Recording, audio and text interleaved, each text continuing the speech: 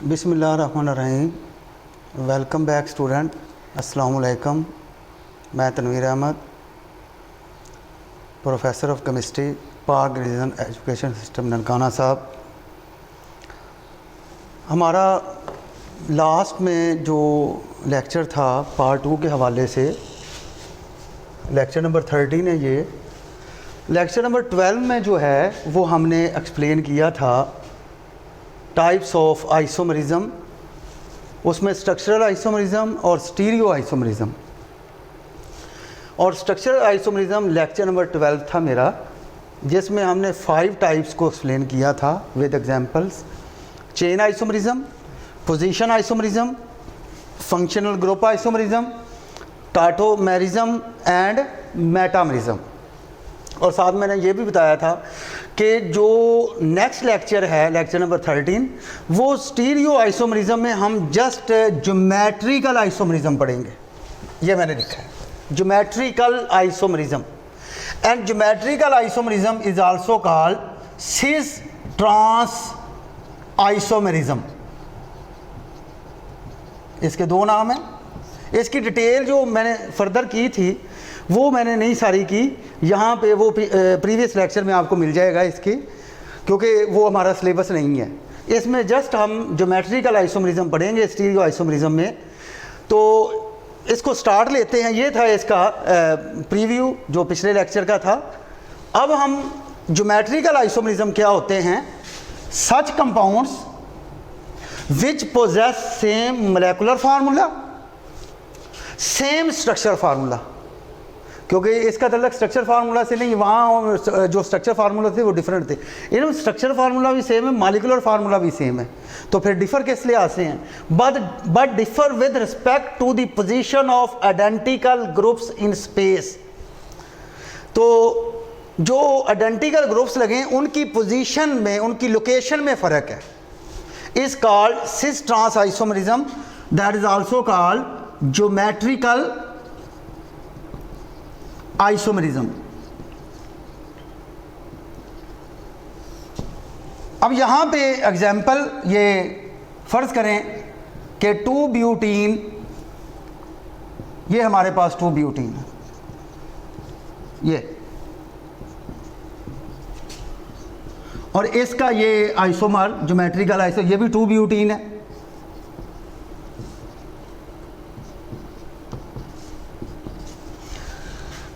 अब देखिए, ये भी 2 ब्यूटीन है, ये भी 2 ब्यूटीन है। इसमें जो स्पेस में वो ग्रुप्स हैं आइडेंटिकल, उनकी पोजीशन का फ़र्क है, या सेम साइड पे लगे हैं या डिफरेंट साइड पे लगे हैं। ये सेम साइड पे ये लग जाना, ये सिज होता है, और ये 2 butene.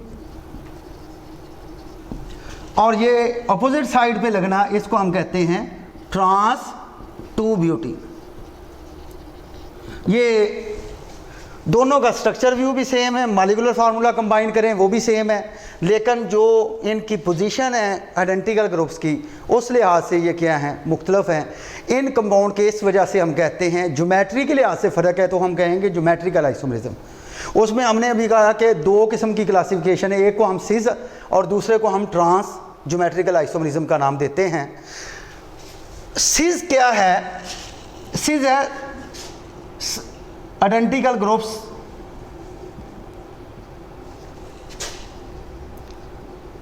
On same side of carbon, same side. और ट्रांस में आइडेंटिकल ग्रुप्स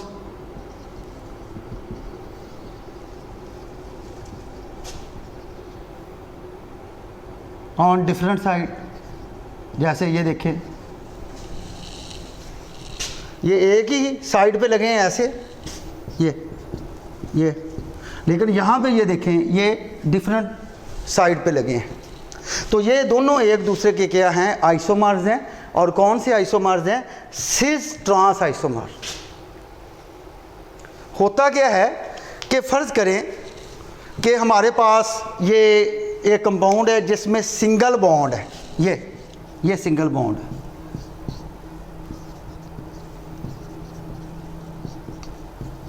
ये सिग्मा बॉन्ड है, सिंगल बॉन्ड ऐसे समझ लें। ये देखें, head down approach, single bond.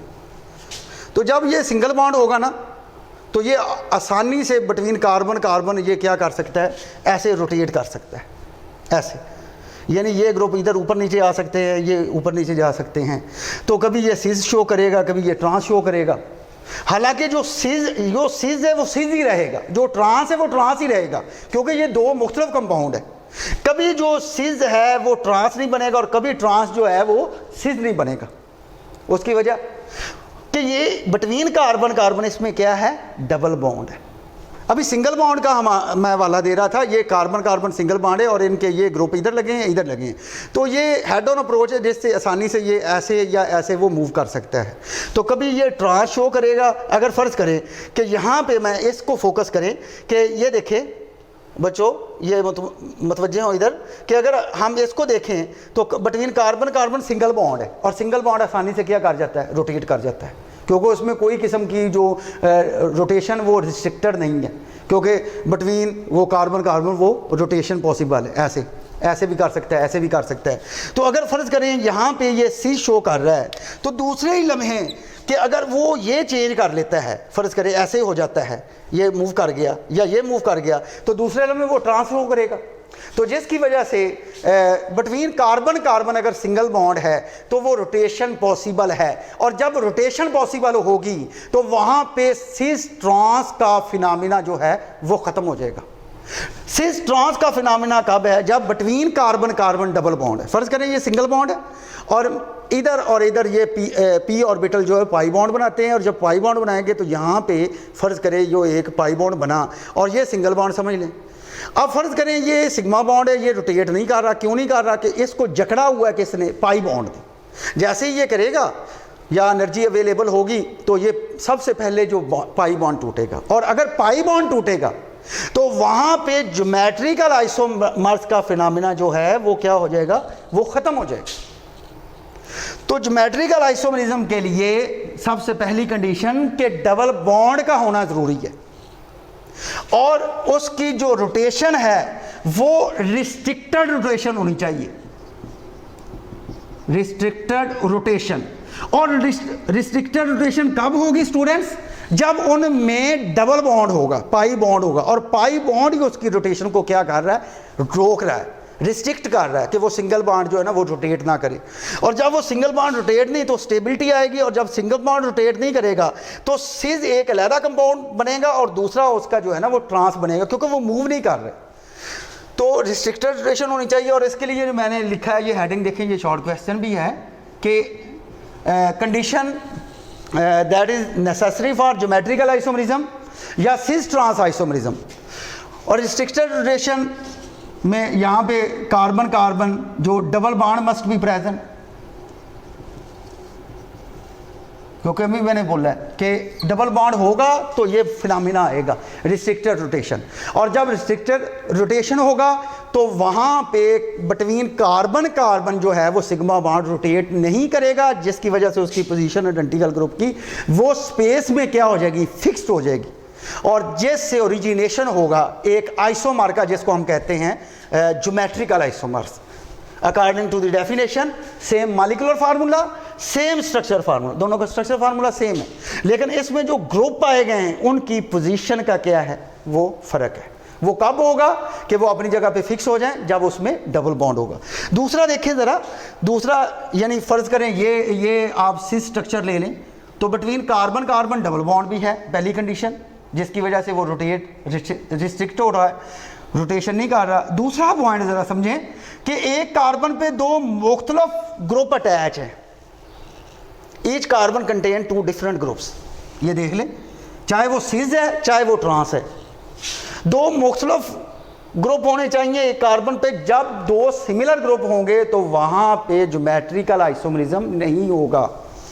ये सिज है, इसका कार्बन देख लें दो मुख्तलिफ हैं, इसका कार्बन देख लें दो मुख्तलिफ हैं।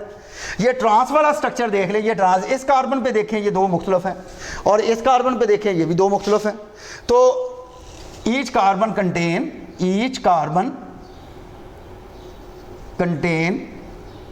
To different groups, similar group नहीं होंगे।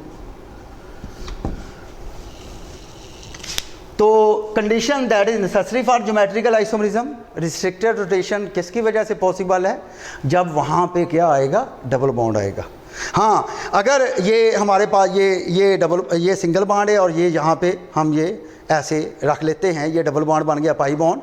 अगर बाहर से या किसी ज़राए से वो एनर्जी हासिल कर लेता है तो फर्स्ट पाई बॉन्ड ब्रेक, और जब पाई बॉन्ड क्या हो जाएगा, ब्रेक हो जाएगा, तो वहाँ पे सिंगल बॉन्ड आ जाएगा, और जब सिंगल बॉन्ड आ जाएगा तो वहाँ पे रोटेशन क्या हो जाएगी, पॉसिबल हो जाएगी, और वहाँ पे ज्योमेट्रिकल आइसोमरिज्म का जो फिनोमेना है वो ख़त्म हो जाएगा। इस चैप्टर का लास्ट क्वेश्चन इसी से रिलेटेड है, वेरी इंपॉर्टेंट, इसी ज्योमेट्रिकल आइसोमरिज्म से, कि why there is no free rotation around a double bond but a free rotation around a single bond that belong to cis trans isomer. अभी मैंने बताया कि जो डबल बॉन्ड है वो रोटेट नहीं कर सकता क्योंकि वहाँ पे रिस्ट्रिक्शन आ जाती है। पाई बॉन्ड जो है वो उस सिंगल बॉन्ड को, सिग्मा बॉन्ड को रोटेट नहीं, क्योंकि जो अबाउट दी एक्सिस है वो एंड टू एंड या हेड टू हेड अप्रोच है, वही रोटेट करना है। अब उसको रोटेट जो है ना वो रोक रहा है ये पाई बॉन्ड, ये फर्ज करें ये पाई बॉन्ड है, अब ये ऐसे इसको किया हुआ है, ये जकड़ा हुआ है।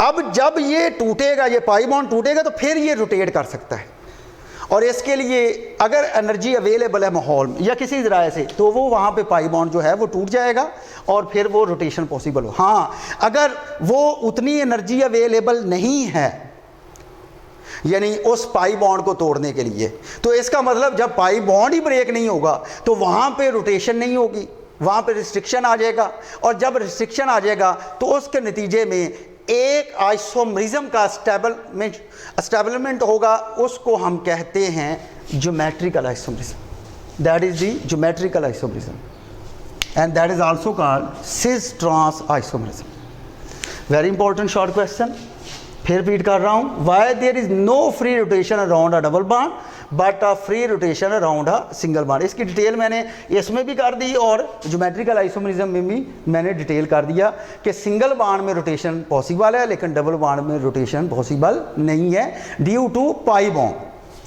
तो स्टूडेंट्स, ये आज हमने lecture number 13 that is the last lecture of chapter number 7, ये fundamental principle of organic chemistry, उसमें हमने आइसोमरिज्म में हमने जीआई मीन ज्योमेट्रिकल आइसोमरिज्म को डिस्कस किया, जिसको हम सिस ट्रांस आइसोमर्स भी कहते हैं, जिसके लिए डेफिनेशन, उसकी डिटेल, उसके एग्जाम्पल, एक सिस फॉर्म, एक ट्रांसफॉर्म।